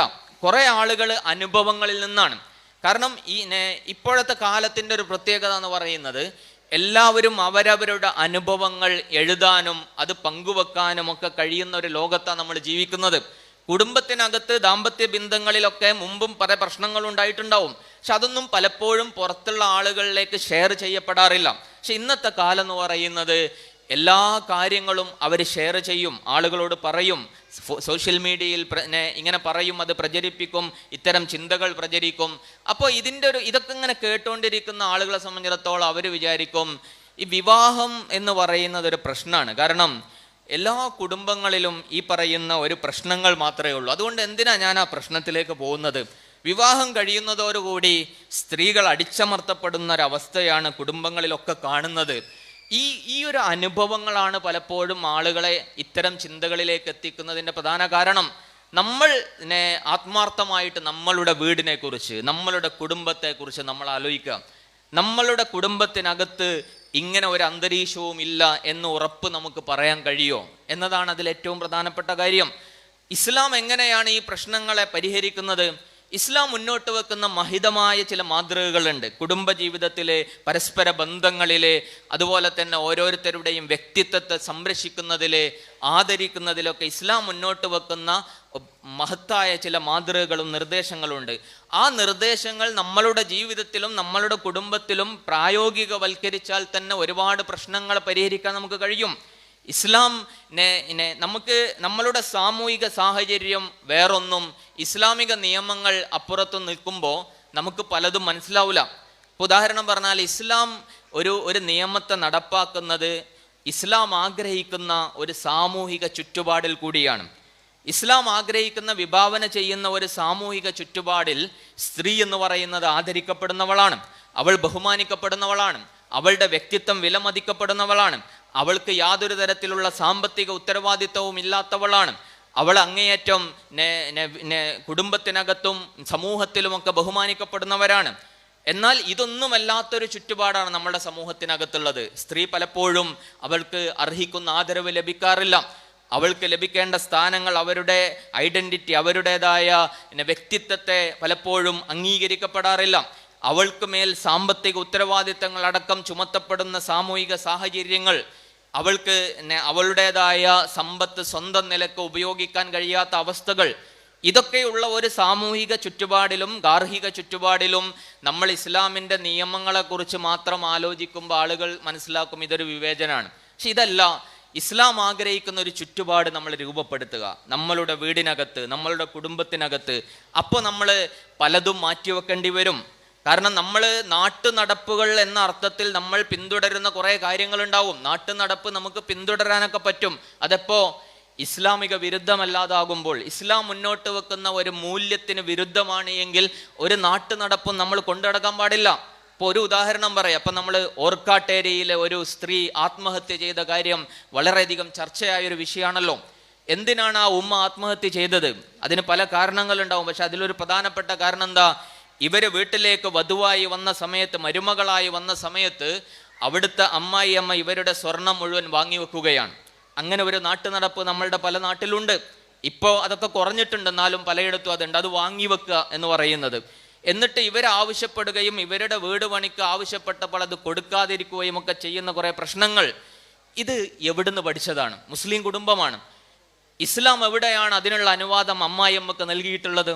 കാരണം ആ മരുമകൾ വരുമ്പോൾ അവളുടെ കയ്യിലുള്ള സ്വത്ത് അവളുടേതാണ്. അത് നമ്മൾ അവരുടെ അനുവാദമില്ലാതെ കൈവശം വെക്കുന്നതും ഉപയോഗിക്കാനും ഇസ്ലാം അനുവാദം നൽകുന്നില്ല. അത് അവളുടെ സമ്പത്താണെന്നുള്ളതാണ്. പക്ഷെ നമ്മൾ നാട്ടു നടപ്പിൻ്റെ പേരിൽ ഇങ്ങനെയുള്ള കുറേ കാര്യങ്ങൾ നമ്മളുടെ വീടിനകത്ത് കൊണ്ടു നടക്കുമ്പോൾ അത് അവിടെ സംഭവിക്കുന്നത് എന്താ? ഇസ്ലാമിനെ കുറിച്ചുള്ള തെറ്റിദ്ധാരണ തന്നെ ഉണ്ടാക്കപ്പെടുകയാണ്. നമ്മളുടെ കുടുംബങ്ങൾ അതിൽ നിന്ന് മുക്തമാകുമ്പോഴാണ് അവർക്ക് അങ്ങനെ ഒരു അന്തരീക്ഷം ഉണ്ടാവുക. ഇപ്പൊ വിവാഹവുമായി ബന്ധപ്പെട്ട ഓരോ കാര്യങ്ങളും എടുത്തു നോക്കാം. ഇപ്പോൾ വിവാഹം കഴിക്കുന്നതിൻ്റെ തുടക്കത്തിൽ ഇസ്ലാം പറയുന്നത് എന്താണ്? ആ പെൺകുട്ടിയുടെ സമ്മതം വേണം എന്നുള്ളതാണ്. ആ പെൺകുട്ടികൾക്ക് സമ്മതത്തോടു കൂടിയാണ് വിവാഹത്തിലേക്ക് കടക്കേണ്ടത്. ഇപ്പോൾ കുറേയൊക്കെ അങ്ങനെ ആയിട്ടുണ്ട്. പലർക്കും അതൃപ്തി ഉണ്ടെങ്കിലും അത് സമ്മതിച്ചു കൊടുക്കാതെ അവസ്ഥ സംജാതമായിട്ടുണ്ട് എന്നുള്ളത് ശരിയാണ്. പക്ഷെ കുറച്ച് മുമ്പൊന്നും അങ്ങനൊന്നുമില്ല. അവളുടെ സമ്മതമൊന്നും ആരും പരിഗണിക്കൂല. മാതാപിതാക്കൾ തീരുമാനിക്കുന്നു, കല്യാണം കഴിപ്പിക്കുന്നു. ഇവിടെ നിരാകരിക്കപ്പെടുന്നത് ആ ഇസ്ലാം പെൺകുട്ടിക്ക് നൽകിയൊരു അവകാശമാണല്ലോ. അള്ളാന്റെ റസൂലിന്റെ മുമ്പിൽ പോയിട്ട് പരാതി പറഞ്ഞിട്ടുണ്ട് പെൺകുട്ടി, എൻ്റെ ഉപ്പ എൻ്റെ സമ്മതമില്ലാതെ ഒരാൾക്ക് എന്നെ കെട്ടിച്ചു കൊടുത്തു. അള്ളാന്റെ റസൂൽ എന്താ പറഞ്ഞ്? നിനക്കിഷ്ടമല്ലെങ്കിൽ അത് ഒഴിവാക്കാം, ആ ബന്ധം ഒഴിവാക്കാം. അതെന്തുകൊണ്ടാണ് അങ്ങനെ പറഞ്ഞത്? അത് ഇസ്ലാം അവർക്ക് നൽകുന്ന ഒരു സ്ഥാനം കൊണ്ടാണ്. ഈ സ്ഥാനം നമ്മൾ പരിഗണിക്കുക എന്നുള്ളതാണ് അതിൽ പ്രധാനം. രണ്ട്, മഹർ എന്ന് പറയുന്നത് പെണ്ണിന് ആവശ്യപ്പെടാമെന്നുള്ളതാണ്. ഒരു പെണ്ണ് എനിക്ക് ഇത്ര മഹർ വേണം എന്ന് ആവശ്യപ്പെട്ടാൽ അത് ഉൾക്കൊള്ളാനുള്ള എത്ര യുവാക്കൾ നമ്മളുടെ സമൂഹത്തിൽ ഉണ്ടാവും? കാരണം അത് ഉൾക്കൊള്ളാൻ കഴിയാന്നുള്ളത് ഇസ്ലാമികമായ മൂല്യമാണ്. അത് ഉൾക്കൊള്ളാൻ കഴിയാതിരിക്കുക എന്ന് പറയുന്നതാണ് ഈ പറയുന്ന പുരുഷാധിപത്യ മനോഭാവം എന്ന് പറയുന്നത്. കാരണം ഇസ്ലാം ഒരു സ്ത്രീക്ക് നൽകുന്ന അവകാശമാണല്ലോ അവൾക്ക് ആവശ്യമുള്ള മഹർ ചോദിക്കാന്നുള്ളത്. അങ്ങനെ ചോദിക്കുമ്പോഴേക്ക് അവൾ ഇങ്ങനെയൊക്കെ ചോദിക്കാൻ, അല്ലെങ്കിൽ അങ്ങനത്തെ ഒരു സ്ത്രീയാണ് എന്നൊക്കെ വിചാരിക്കുന്ന ഒരു ബോധം നമ്മളുടെ ഉള്ളിൽ സൃഷ്ടിക്കപ്പെട്ടത് എന്തുകൊണ്ടാണ്? നമ്മളുടെ സമൂഹത്തിൻ്റെ ഒരു ബോധത്തിൻ്റെ പ്രശ്നമാണ്. ഇസ്ലാം അനുവദിക്കുന്ന അത്തരം കുറേ അവരുടെ വ്യക്തിത്വങ്ങളുണ്ട്. മാത്രമല്ല, ഇനി ഒരു വീട്ടിലേക്ക് ഒരു പെൺകുട്ടി വിവാഹിതയായിട്ട് വന്നാൽ, അല്ലെങ്കിൽ ഒരു വീട്ടിനകത്ത് ഒരു ദമ്പതികളായ ആളുകൾക്ക് കിട്ടേണ്ട കുറച്ച് പേഴ്സണൽ സ്പേസുകൾ ഉണ്ടാവും, സ്വകാര്യതകളുണ്ട്. ഇസ്ലാം സ്വകാര്യത എന്ന് പറയുന്നത് അങ്ങേയറ്റം പ്രോത്സാഹിപ്പിച്ച ഒരു കാര്യമാണ്. നമ്മൾ പലപ്പോഴും എന്താ ചെയ്യാം?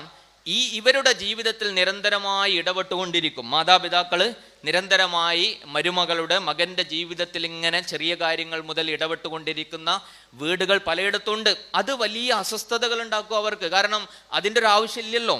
കാരണം അവരുടേതായ സ്വകാര്യതകൾ അവർക്ക് അനുവദിച്ചു കൊടുക്കുന്ന ഗൃഹാന്തരീക്ഷങ്ങൾ സന്തോഷത്തോടെ അനുവദിച്ചു കൊടുക്കണം. കാരണം എന്താ? അത് പരസ്പരമുള്ള ബന്ധങ്ങളെ നന്നാക്കുകയാണ് ചെയ്യുക. പലപ്പോഴും അവരൊന്നിച്ച് പുറത്തു പോകുമ്പോഴോ അവർ യാത്രകൾ പോകുമ്പോഴോ അങ്ങനെയുള്ള കാര്യങ്ങളിലൊക്കെ ഒരു തരം നീരസം പ്രകടിപ്പിക്കുന്ന ഒരു സ്വഭാവം. ചിലർ പ്രകടിപ്പിക്കൂല, ചിലരെന്തോ ഉള്ളിൽ പറയും. അങ്ങനെയൊന്നും ഉണ്ടാവാൻ പാടില്ല. അതൊക്കെ ഉൾക്കൊള്ളുന്ന ഒരു വിശാലമാണ്. കാരണം അത് അവരുടെ ഒരു പ്രൈവസിയാണ്, അവരുടെ ഒരു പേഴ്സണൽ സ്പേസ് ആണ്. ഇപ്പം നമ്മളിങ്ങനെ പറയല്ലോ, അള്ളാന്റെ റസൂലിൻ്റെ കുടുംബജീവിതം എത്ര മനോഹരമായിരുന്നു. അപ്പോൾ ആ മനോഹരത്തിൻ്റെ ഉദാഹരണം എന്താ നമ്മൾ പറയാ? റസൂൽ സല്ലല്ലാഹു അലൈഹി വസല്ലം ആയിഷ ബീവിക്ക് ആഹാരം വായിൽ വെച്ച് കൊടുക്കാറുണ്ടായിരുന്നു. ആയിഷ റളിയല്ലാഹു അൻഹ കുടിച്ച പാത്രത്തിൽ ആയിഷ റളിയല്ലാഹു അൻഹ ചുണ്ട് വെച്ചെടുത്ത് വെച്ചുകൊണ്ട് റസൂൽ കുടിക്കും. അവരൊരുമിച്ച് കുളിക്കാറുണ്ടായിരുന്നു. ഇങ്ങനെയൊക്കെ നമ്മൾ പഠിക്കും. പക്ഷെ ഇതിനൊക്കെ പറ്റുന്ന ഒരു ഗൃഹാന്തരീക്ഷം നമ്മളുടെ വീടിനകത്തുണ്ടോ നമ്മൾ ആലോചിച്ച് നോക്കുക. കാരണം ഇതൊക്കെ പ്രകടിപ്പിക്കാൻ പറ്റുന്ന സ്നേഹം എന്ന് പറയുന്നത് പരസ്പരം പ്രകടിപ്പിക്കാനുള്ളതാണല്ലോ, പ്രത്യേകിച്ച് ദമ്പതികൾക്ക്. കാരണം മറ്റെല്ലാ ബന്ധങ്ങൾക്കും അപ്പുറം വളരെ വിശാലമായ ബന്ധമാണ് ദാമ്പത്യ ബന്ധത്തിൽ. മറ്റൊരുപാട് ഇപ്പോൾ മാതാപിതാക്കളും മക്കളും തമ്മിലുള്ള ബന്ധം, സഹോദരങ്ങൾ തമ്മിലുള്ള ബന്ധം ഒക്കെ പവിത്രമാണെങ്കിലും അതിനൊക്കെ ബൗണ്ടറി ഉണ്ട്, എവിടെയൊക്കെയോ ചില അതിരുകളുണ്ട്. എന്നാൽ ദാമ്പത്യ ബന്ധത്തിൽ അങ്ങനെ അതിരുകളില്ലാത്ത മാനസികവും ശാരീരികവുമായ അതിരുകളില്ലാത്ത ഒരു ബന്ധമാണ്. ആ ബന്ധം അങ്ങനെ അനുവദിച്ചത് എന്തിനാ? അത് അങ്ങനെ തന്നെ ആസ്വദിക്കാനും അനുഭവിക്കാനും കൂടിയാണ്. അപ്പൊ അതിനുള്ള ഒരു സാഹചര്യം നമ്മുടെ വീട്ടിനകത്ത് ഉണ്ടാവുക, സമൂഹത്തിൽ ഉണ്ടാവുക എന്നത് പ്രധാനമാണ്. അപ്പൊ ചിലപ്പോൾ വിവാഹിതരായ ആളുകൾ ഒന്ന് മാറി താമസിക്കുമ്പോഴേക്ക് മുറുമുറുപ്പ് തുടങ്ങാൻ പാടില്ല. കാരണം അത് ഇസ്ലാം അനുവദിക്കുന്ന ഒരു തലമാണ്, അവരുടെ ഒരു പ്രൈവസി എന്ന് പറയുന്നത്. നമ്മുടെ നാട്ടിലൊരു ആചാരമനുസരിച്ച് വിവാഹമൊക്കെ കഴിഞ്ഞ് കുറേ കാലം കഴിഞ്ഞ് മക്കളൊക്കെ ആയിട്ടൊക്കെയാണ് പിന്നെ മാറി താമസിക്കുന്നത് ഉൾക്കൊള്ളുള്ളൂ. പെട്ടെന്ന് മാറിയാൽ കുടുംബസ്നേഹമില്ലാത്ത ആളെന്നൊക്കെ പറയും. അത് പറയാൻ പാടില്ല. കാരണം എന്താ? അത് അവരുടേതായ ഒരു വശത്ത് ഇസ്ലാം ഇത് അനുവദിക്കുമ്പോൾ തന്നെ മറുവശത്ത് മാതാപിതാക്കളെ സംരക്ഷിക്കുന്നതിനെ കുറിച്ചാണ് പറയുന്നത്. അപ്പൊ ഇത് രണ്ടും ഒരുമിച്ച് നടക്കുന്ന ഒരു സാഹചര്യം എന്ന് പറയുന്നത്, സൃഷ്ടിക്കുക എന്ന് പറയുന്നത് വളരെ പ്രധാനപ്പെട്ട കാര്യം. കൂടുതൽ ഉദാഹരണത്തിലേക്ക് പോകുന്നില്ല. പറഞ്ഞു വന്നത്, നമ്മളുടെ കുടുംബത്തിനകത്ത് ഇസ്ലാം മുന്നോട്ട് വെക്കുന്ന മൂല്യങ്ങളെ അത് യാഥാർത്ഥ്യമാക്കിയാൽ, ഇപ്പൊ ദമ്പതികൾ തമ്മിലുള്ള ബന്ധം വളരെ പ്രധാനമാണല്ലോ. കാരണം റസൂൽ സല്ലല്ലാഹു അലൈഹി വസല്ലം പറഞ്ഞ എന്താ? നിങ്ങളിലെ ഏറ്റവും ഉത്തമനായ പുരുഷനാരാണ്? ഖൈറുക്കും ലിനിസാഇഹിം, തൻ്റെ ഇണയോട് ഏറ്റവും സുന്ദരമായി പെരുമാറുന്ന ആളാണ് നിങ്ങളിൽ ഏറ്റവും ഉത്തമനായ പുരുഷൻ. ആണുങ്ങൾക്ക് അങ്ങനെ കഴിയുന്നുണ്ടോ നമ്മൾ ആലോചിച്ച് നോക്കണം. ഒരാണിൻ്റെ ഏറ്റവും നല്ല സ്വഭാവം ലഭിക്കേണ്ടത് ആ വീട്ടിലെ പെണ്ണിനോടായിരിക്കണം എന്നുള്ളതാണ്. പലപ്പോഴും അത് അത്ര എളുപ്പമുള്ള കാര്യമൊന്നുമല്ല. കാരണം ഇപ്പോൾ ചിലപ്പോൾ പല ആളുകളും എന്താണ്, പുറത്തിറങ്ങിയായിട്ട് ആളുകളോട് സംസാരിക്കുമ്പോഴും ആളുകളോട് ഇടപഴകുമ്പോഴും ആരോടും ദേഷ്യപ്പെടാത്ത ആളുകളുണ്ടാവും. ആരോടും ദേഷ്യപ്പെടാത്ത ആളുകൾ അവർ ചിലപ്പോൾ വീട്ടിൽ ദേഷ്യപ്പെടും. അങ്ങനെ ഉണ്ടാവാൻ പാടില്ല. കാരണം നമ്മളുടെ ഏറ്റവും നല്ല സ്വഭാവം ഉണ്ടാവേണ്ടത് വീട്ടിനകത്താണെന്നാണ്. അങ്ങനെ നമ്മളുടെ പുരുഷന്മാരൊക്കെയും ഏറ്റവും നല്ല സ്വഭാവം കാണിക്കുന്ന, ഏറ്റവും നല്ല സ്നേഹവും പരിഗണനയും ഉള്ളവരായി മാറിയാൽ കുടുംബജീവിതത്തിൽ ആരും അനിഷ്ടങ്ങളും അസ്വാരസ്യങ്ങളും പ്രകടിപ്പിക്കില്ല. കാരണം അവരുടെ സ്പേസ് അവർക്ക് കിട്ടുന്നുണ്ട്. ഈ സ്നേഹത്തോടൊപ്പം വേണ്ട പ്രധാനപ്പെട്ട ഒരു കാര്യമാണ് റെസ്പെക്റ്റ് എന്ന് പറയുന്നത്, ബഹുമാനിക്കുക എന്ന് പറയുന്നത്.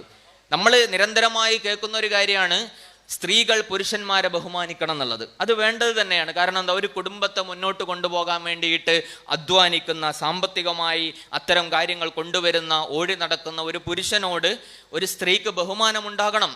പക്ഷേ ഈ ബഹുമാനം എന്ന് പറയുന്നത് തിരിച്ചും കൊടുക്കാനുള്ളതാണ്. സ്ത്രീകളെയും ബഹുമാനിക്കണം. കാരണം എന്താ? ഇസ്ലാം പറയുന്നത് കുടുംബത്തിലെ ഉത്തരവാദിത്തങ്ങൾ പരസ്പര പൂരകമാണ്. ഒരേ ഉത്തരവാദിത്തം രണ്ടാളും ചെയ്യുക എന്നുള്ളതല്ല, മറിച്ച് രണ്ടാളും വ്യത്യസ്ത ഉത്തരവാദിത്തങ്ങളാണെങ്കിലും രണ്ടും പരസ്പരം ചേർന്ന് നിൽക്കുന്നതാണ്. രണ്ടിനും ഒരേ മൂല്യമാണ്.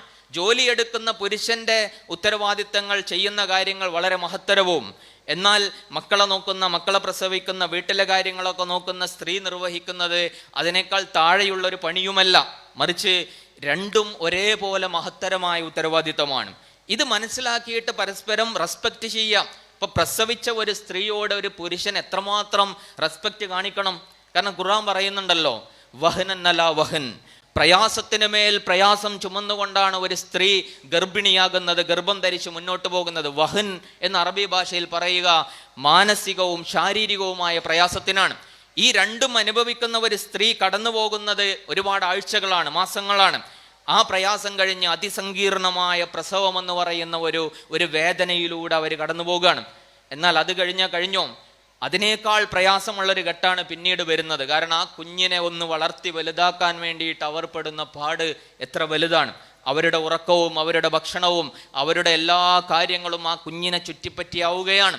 അപ്പോൾ നമ്മൾ ഒരു പ്രസവിച്ച് മക്കളെ വളർത്തിയ, വേറൊന്നും ചെയ്തില്ലെങ്കിലും അത് മാത്രം ചെയ്ത സ്ത്രീയോട് പോലും വലിയ ആദരവ് പുരുഷന്മാർ കാണിക്കണം. അപ്പൊ നമ്മളുടെ സ്ത്രീകൾ എന്തൊക്കെ ചെയ്യുന്നത്? ഈ പറയുന്ന പണി അവർ പ്രസവിക്കുകയും ഇനി പ്രസവിക്കാത്ത സ്ത്രീകളുണ്ടാവും, അവരിതിനേക്കാൾ വലിയ മാനസിക പ്രയാസം അനുഭവിക്കുന്നവരായിരിക്കും. അത് വേറൊരു കാര്യമാണ്. ഇനി ഈ പ്രസവിക്കുകയും മക്കളെ വളർത്തുകയും കുടുംബം നോക്കുകയൊക്കെ ചെയ്യുന്ന സ്ത്രീകൾ പലപ്പോഴും പുരുഷന്മാരുടെ ഉത്തരവാദിത്തത്തിൽ കൂടി അവരെ സഹായിക്കുകയാണ്. കാരണം കുടുംബത്തിലെ സാമ്പത്തികമായ ഉത്തരവാദിത്തം മാത്രമല്ല പുരുഷന്മാർക്കുള്ളത്, കുട്ടികളുടെ കാര്യത്തിലും വീടിൻ്റെ കാര്യത്തിലൊക്കെ ഉത്തരവാദിത്തങ്ങളുണ്ട്. പക്ഷേ ഈ ജോലിയും കാര്യങ്ങളൊക്കെ ചെയ്ത് മുന്നോട്ട് പോകുന്ന പുരുഷന്മാരെ സംബന്ധിച്ചിടത്തോളം അതിനു വേണ്ട സമയം പലപ്പോഴും കൊടുക്കാൻ കഴിയൂല. അതൊരു യാഥാർത്ഥ്യമാണ്. അത് മനസ്സിലാക്കിയിട്ടാണ് സ്ത്രീകൾ എന്ത് ചെയ്യുന്നത്? ആ ഉത്തരവാദിത്തം കൂടി പലപ്പോഴും അവർ നിർവഹിക്കുകയാണ് വീട്ടിലുള്ള കാര്യങ്ങളിൽ. അതുകൊണ്ടാണ് അത് അങ്ങനെ നിർവഹിക്കണം. കാരണം ദാമ്പത്യ ജീവിതത്തിൽ ഖുർആൻ പറഞ്ഞത് എന്താണ്? റഹ്മത്തും മവദ്ദത്തും റഹ്മത്തും ഉണ്ടാവുക എന്നാണ്. ഈ സ്നേഹം കരുണ എന്ന് പറഞ്ഞാൽ നിയമങ്ങൾ കൊണ്ട് ഡിഫൈൻ ചെയ്യാൻ പറ്റുന്ന ഒരു കാര്യമല്ല, നമുക്ക് നിയമം വരച്ച് പറയാൻ പറ്റുന്ന ഒരു കാര്യമല്ല സ്നേഹം കരുണ എന്നുള്ളത്. അത് പരസ്പരം അങ്ങോട്ടും ഇങ്ങോട്ടും അറിഞ്ഞ് മനസ്സിലാക്കി ചെയ്യേണ്ട ഒരു കാര്യമാണ്. അപ്പോൾ സ്ത്രീകൾ എന്ത് ചെയ്യും? പുരുഷന്മാർക്ക് വീട്ടിൽ അധികം സമയം വിനിയോഗിക്കാൻ കഴിയുന്നില്ല എന്ന് മനസ്സിലാക്കിയിട്ട് പുരുഷന്മാർ ചെയ്യേണ്ട പലതും അവർ വീട്ടിൽ നിർവഹിക്കുന്നുണ്ടാവും.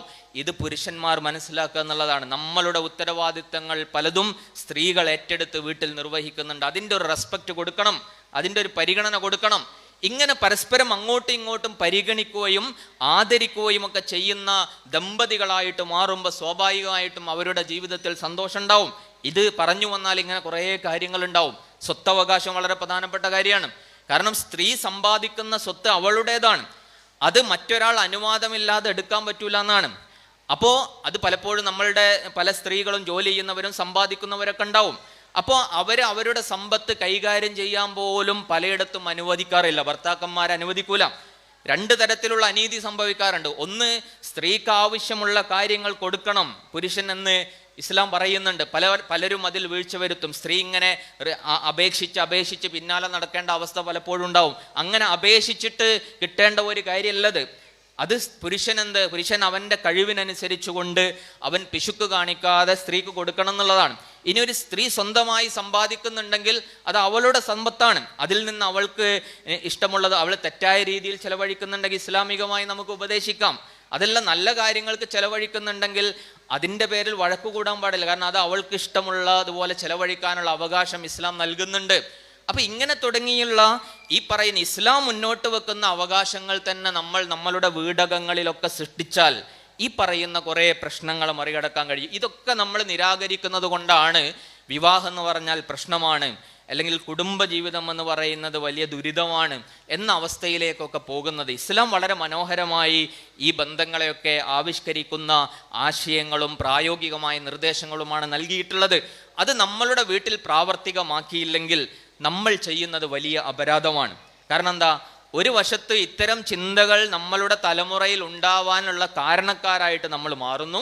രണ്ട്, ഇസ്ലാമിനെ കുറിച്ച് ഈ സമൂഹത്തിൽ തെറ്റിദ്ധാരണകൾ ഉണ്ടാവുന്നു. കാരണം ഇസ്ലാം വളരെ മനോഹരമായി ആവിഷ്കരിച്ച ഇത്തരം ആശയങ്ങൾ നമ്മൾ സമൂഹത്തിലേക്ക് കൊടുക്കേണ്ടത് നമ്മളുടെ കുടുംബങ്ങളിലൂടെയാണ്. നമ്മൾ ആ രീതിയിൽ ജീവിക്കാത്തത് കൊണ്ട് ഇസ്ലാമിൻ്റെ ഒരു നന്മയെ അനുഭവിക്കാനുള്ള അവസരത്തെ നമ്മൾ ഇല്ലാതാക്കുന്നതിലൂടെ നമ്മൾ ഇസ്ലാമിനോട് ചെയ്യുന്നൊരു അനീതിയായിട്ടത് മാറും. നമ്മളുടെ ചുറ്റിലും ഇസ്ലാമിനെ കുറിച്ച് നിരന്തരമായി തെറ്റിദ്ധാരണകളും വ്യാജങ്ങളും പ്രചരിച്ചു കൊണ്ടിരിക്കുമ്പോൾ ഒരു കുടുംബം എന്ന നിലക്ക് നമുക്ക് സൃഷ്ടിക്കാവുന്ന വലിയ പ്രതിരോധമാണ് സമാധാനത്തിൻ്റെ ഇടങ്ങളായി, സന്തോഷത്തിൻ്റെ ഇടങ്ങളായി, നീതി പുലരുന്ന ഇടങ്ങളായി നമ്മളുടെ വീടുകളെ മാറ്റുക എന്നുള്ളത്. അങ്ങനെ ആകുമ്പോൾ മഹത്തായ ഒരു ഇസ്ലാമിക ദൗത്യം നിർവഹിക്കുന്നവരായിട്ട് നമ്മൾ മാറും. ഞാൻ അവസാനിപ്പിക്കുകയാണ്. നമ്മളുടെ ആത്യന്തികമായ ലക്ഷ്യമെന്ന് പറയുന്നത് ഇതിലൂടെയൊക്കെ ഈ ലോകത്തിനപ്പുറമുള്ള പരലോകത്ത് വിജയിക്കുക എന്നുള്ളതാണ്. അതിനുള്ള വലിയൊരു മാർഗമാണ് പടച്ചോൻ നമുക്ക് നൽകിയിട്ടുള്ളത്. ഈ ലോകം എന്ന് പറയുന്നത് വളരെ ചെറിയ ഒരു കാലയളവാണ്. ഇത്തിരി പോന്ന ഈ ദുനിയാവിൽ ഏത് സമയത്തും അവസാനിച്ചു പോകാവുന്ന സുഖസൗകര്യങ്ങളാണ് നമുക്ക് അല്ലാഹു നൽകിയിട്ടുള്ളത്. അയൽപ്രദേശത്ത് വയനാട് മുണ്ടക്കയിൽ സംഭവിച്ച ദുരിതമൊന്നും നമ്മൾ മറന്നിട്ടില്ലല്ലോ. ഒരു പകല് അതിങ്ങനെ ഒരു രാത്രി നേരം വെളുക്കുമ്പോഴേക്ക് എല്ലാം ഒലിച്ചു പോയ മനുഷ്യർ. ഇത്രയേ ഉള്ളൂ നമ്മളുടെ ജീവിതം എന്നൊക്കെ പറയുന്നത്. അതുകൊണ്ട് ഈ ജീവിതത്തിൽ കുറച്ച് പ്രശ്നവും കുറച്ച് പ്രയാസവും ബുദ്ധിമുട്ടും ഒക്കെ ഉണ്ടായി എന്നതുകൊണ്ട് നമ്മളങ്ങനെ വലിയ അസ്വസ്ഥത ആവേണ്ടതില്ല. കാരണം ഇത് പെട്ടെന്ന് തീർന്നു പോകുന്ന ഒരു ദുനിയാവാണ്. ഇതിനപ്പുറമുള്ള ലോകത്ത് അവിടെ വിജയിക്കുക എന്നുള്ളതാണ് പ്രധാനം. ഇത് നമ്മളുടെ മക്കൾക്ക് പകർന്നു നൽകേണ്ട വലിയൊരു ബോധമാണ്. ഈ ലോകത്ത് നമ്മൾ മക്കള് വിജയിക്കാനും ഒരുപാട് മുന്നേറാനൊക്കെ ഒരുപാട് നമ്മൾ പ്രോത്സാഹിപ്പിക്കാറുണ്ട്, അത് വേണം. അങ്ങനെ ഉണ്ടാവുമ്പോൾ തന്നെ അവരോട് പഠിപ്പിച്ചു കൊടുക്കേണ്ട ഒരു കാര്യം, ദുനിയാവിൽ വല്ലാണ്ടൊന്നും നേടിയില്ല എന്നതുകൊണ്ട് നീ ഒരിക്കലും മോശമാണ് എന്ന് വിചാരിക്കരുത്. മറിച്ച് പരലോകമാണ് പ്രധാനം. അവിടെ എന്താണോ കിട്ടുന്നത് അതിൽ നീ ശ്രദ്ധ കൊടുക്കുക. ഇവിടെ എന്തെങ്കിലും പ്രയാസവും എന്തെങ്കിലും നഷ്ടമൊക്കെ ഉണ്ടായാൽ അതിൻ്റെ പേരിൽ നീ പരാജിതനായിട്ട് വിചാരിക്കേണ്ടതില്ല. അൽ മാലു വൽ ബനൂന സീനത്തുൽ ഹയാത്തി ദുനിയ, സമ്പത്തും മക്കൾ എന്നൊക്കെ പറയുന്നത് ദുനിയാവിൻ്റെ അലങ്കാരങ്ങളാണ്. അലങ്കാരം എന്ന് പറഞ്ഞാൽ നമുക്കറിയും, കല്യാണത്തിൻ്റെ തലേന്ന് രാത്രി നമ്മൾ ഒരുപാട് ബൾബും ലൈറ്റൊക്കെ ഇട്ടിട്ട് വളരെ വീടിൻ്റെ മുറ്റമൊക്കെ അലങ്കരിക്കാറുണ്ട്. 2 ദിവസം കഴിയുമ്പോൾ ആ അലങ്കാരങ്ങൾ ആ മുറ്റത്തുണ്ടാവില്ല. ഇതേപോലെ ദുനിയാവ് എന്നൊക്കെ പറയുന്നത്, ദുനിയാവിൽ നമുക്കിങ്ങനെ അലങ്കാരമായിട്ട് കൊണ്ടു നടക്കാൻ ഒരുപാട് മക്കളുണ്ട്, എനിക്കൊരുപാട് സമ്പത്തുണ്ട് എന്നൊക്കെ പറയാം. പക്ഷെ ഈ ചെറിയ ലോകം കഴിയുന്നതോടുകൂടി നമുക്ക് ബാക്കിയാകുന്നത് എന്താ? അൽ ബാക്കിയാത്തു സ്വാലിഹാത്ത് ഖൈറുൻ ഇൻദ റബ്ബിക്. എന്നാൽ ബാക്കിയാകുന്ന സുഹൃതങ്ങളാണ് നമുക്ക് ഉപകാരപ്പെടുക. ഈ സമ്പത്തും ഈ മക്കളുമൊക്കെ ദുനിയാവിലെ നമ്മളുടെ കൺകുളിർമയും സന്തോഷവുമൊക്കെ ആകുന്നതോടൊപ്പം, അല്ലെങ്കിൽ അതിനേക്കാളൊക്കെ അപ്പുറത്ത് നിലനിൽക്കുന്ന സൽക്കർമ്മങ്ങളായി പരലോകത്തുകൂടി ഉപകാരപ്പെടുന്നതായി മാറിയാൽ നമ്മൾ വിജയിക്കുന്നവരായി മാറി. നമ്മൾ മരണപ്പെട്ടാൽ നമുക്ക് വേണ്ടി പ്രാർത്ഥിക്കുന്ന, നമുക്ക് വേണ്ടി നന്മകൾ ചെയ്യുന്ന ഒരു സന്താനത്തെയെങ്കിലും നമ്മൾ ഈ ഭൂമിയിൽ അവശേഷിപ്പിച്ചു പോകണം. അത് നമുക്ക് ഈ നമ്മളുടെ ബർസഹി ജീവിതത്തിൽ, പരലോക ജീവിതത്തിലേക്ക് ഒഴുകിയെത്തുന്ന സുഹൃതങ്ങളായിട്ട് അത് മാറും. അല്ലാഹു സുബ്ഹാനഹു തആല അതിന് നമുക്ക് തൗഫീക്ക് നൽകി അനുഗ്രഹിക്കുമാറാകട്ടെ. ഈ ദുനിയാവിനപ്പുറമുള്ള പരലോകത്ത് അള്ളാഹുവിൻ്റെ സ്വർഗത്തിലേക്ക് നമുക്ക് പോകാൻ, നമ്മളുടെ കൂടെ നമ്മളുടെ പ്രിയപ്പെട്ടവരോടൊപ്പം അള്ളാഹുവിൻ്റെ ഫിർദൗസിലേക്ക് പോകാനുള്ള മഹാസൗഭാഗ്യം നൽകി അള്ളാഹു നമ്മളെ തുണക്കുമാറാകട്ടെ. വാഹിർ ദഅ്വാന അൽഹംദുലില്ലാഹി റബ്ബിൽ ആലമീൻ. അസ്സലാമു അലൈക്കും വറഹ്മത്തുള്ളാഹി വബറകാതുഹു.